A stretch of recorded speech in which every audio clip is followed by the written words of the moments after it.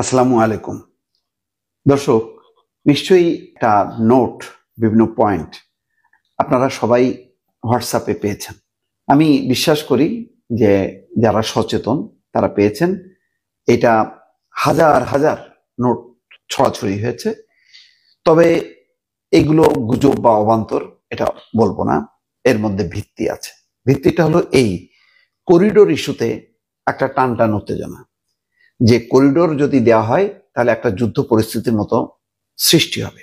আজকে নিশ্চয়ই বুঝতে পেরেছেন জাতীয় নিরাপত্তা উপদেষ্টা কোন পরিস্থিতির মধ্যে আজকে তিনি বক্তব্য দিয়েছেন। তার বক্তব্যের সারমর্ম হচ্ছে এই যে না কোনো সামরিক যুদ্ধ অস্ত্র সরবরাহ এসব উদ্দেশ্যে করিডোর না, নিতান্তই মানবিক, একেবারেই মানবিক, এবং এটা হচ্ছে জাতিসংঘের প্রস্তাব, বাংলাদেশের কিছুই না।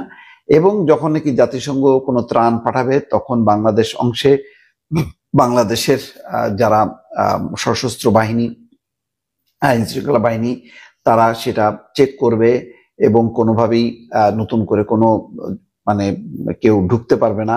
এই সমস্ত নানান ব্যাখ্যা দেওয়া হয়েছে। এই ব্যাখ্যা দেওয়ার পেছনের প্রেক্ষাপটটা নিশ্চয়ই বুঝতে পারছেন যে রাজনৈতিক পর্যায়ে অধিকাংশ রাজনৈতিক দল প্রতিবাদ করেছে করিডোর ইস্যুতে। সরকার তখন কিন্তু চুপ থেকেছে। চুপ থাকার মধ্য দিয়ে তারা প্রমাণ করেছে যে হ্যাঁ, একটা করিডোরের ব্যাপারে কমিটমেন্ট করা হয়েছে।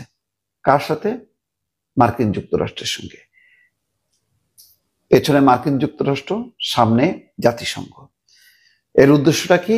উদ্দেশ্যটা হলো যে এই অঞ্চলে একটা অবস্থান যারা নিতে পারে মার্কিন যুক্তরাষ্ট্র, তার বিপক্ষে কারা থাকবে? বিপক্ষে থাকবে হচ্ছে চীন এবং একই সঙ্গে ভারত। ভারত এবং চীন কখনোই চায় না যে মার্কিন যুক্তরাষ্ট্র প্রবেশ করুক। কিন্তু মানবিক করিডোরের নামে তেমন একটি অবস্থান নিশ্চিত করতে চেয়েছিল সরকারের কেউ কেউ। আমি যেহেতু বলবো না যে একেবারে হয়ে গেছে, কেন আমার কাছে কোনো নোট নেই, কিন্তু এটা আপনারা সবাই জানান। যার কারণে একটা বাংলাদেশের সামরিক বাহিনীর মধ্যে একটা উত্তেজনা তৈরি হয়েছে এবং এটি নিয়ে তারা বেশ রিয়াক্ট করেছে যে এত স্পর্শকাতর একটা বিষয় সেনাবাহিনী জানলো না। আরো গুরুত্বপূর্ণ রাজনৈতিক দলগুলো তো বলেছে যে সর্বদলীয় বৈঠক অথবা নির্বাচিত সরকার ছাড়া এই ধরনের একটি সিদ্ধান্ত সরকার কোনোভাবেই নিতে পারে না। না শুধু করিডোর, শুধু না, এই যে সমুদ্র বন্দর বিদেশিদের ব্যবস্থাপনায় দেয়া, এটাও একেবারে আত্মঘাতী একটা সিদ্ধান্ত। এই কাজগুলো অনেকে মনে করেন সবগুলো করা হচ্ছে নির্দিষ্ট একটি দেশের স্বার্থে, এবং তার পেছনের কারণ হলো যাতে তাদের সমর্থন নিয়ে ক্ষমতায় থাকা যায়।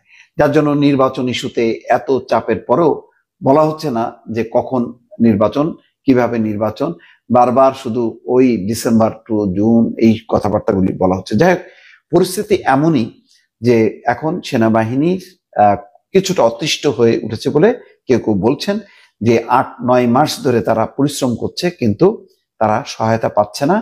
তারা রীতিমতো ক্লান্ত যে সিভিল প্রশাসন যাদের যা কাজ সেই কাজ গোছানো হচ্ছে না, আইন শৃঙ্খলা পরিস্থিতির উন্নতি হয়নি, গার্মেন্টস একের পর এক বন্ধ হচ্ছে।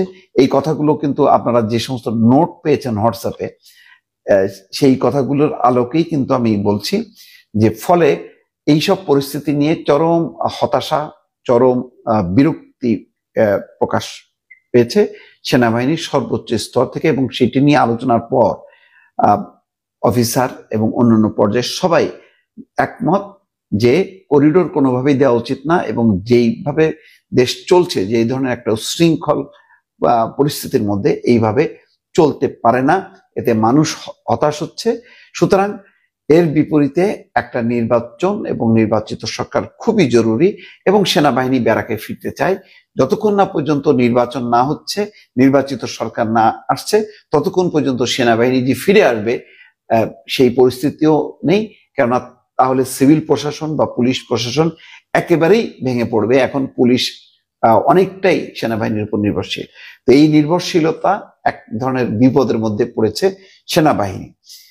তো এখানে বলা হচ্ছে যে গত রাতে মিটিং হয়েছে, আজকে সকালেও মিটিং হয়েছে সেনাবাহিনীতে, এবং সেনাবাহিনী শেষ পর্যন্ত সেনাপ্রধান যেভাবে বক্তব্য দিয়েছেন এবং বর্তমান পরিস্থিতি যেভাবে ব্যাখ্যা করেছেন তাতে অফিসাররা সন্তুষ্ট এবং তারাও মনে করছেন একমত যে দ্রুত একটা নির্বাচন দরকার। বিএনপি এতদিন এককভাবেই বলছিল, অন্যরাও জামাত ইসলামও অবশ্য বলেছে তারা রমজানের আগে চায়।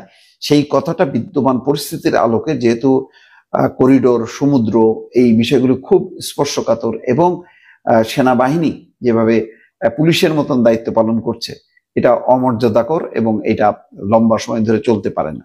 এইসব বিষয় নিয়ে মোটামুটি একটা ঐক্যমত্য প্রতিষ্ঠা হয়েছে, যার ফলে পরিস্থিতি এমন যে অনেকে আশঙ্কা করছেন যে ডক্টর ইউনূস সরকার বা ডক্টর ইউনূস যে পর্যায়ে গেছেন সেখান থেকে ফিরে আসাটা তার জন্য খুবই কঠিন।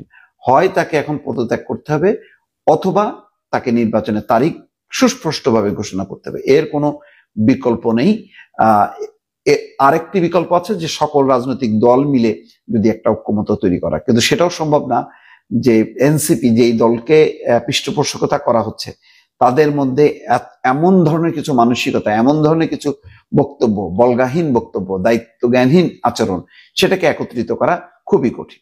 ফলে পরিস্থিতি নাজুক। এই পরিস্থিতি ডক্টর ইউনূস সামাল দিতে পারেন এবং দ্রুত বেগে বিএনপি, সেনা প্রধান, সামরিক সশস্ত্র বাহিনী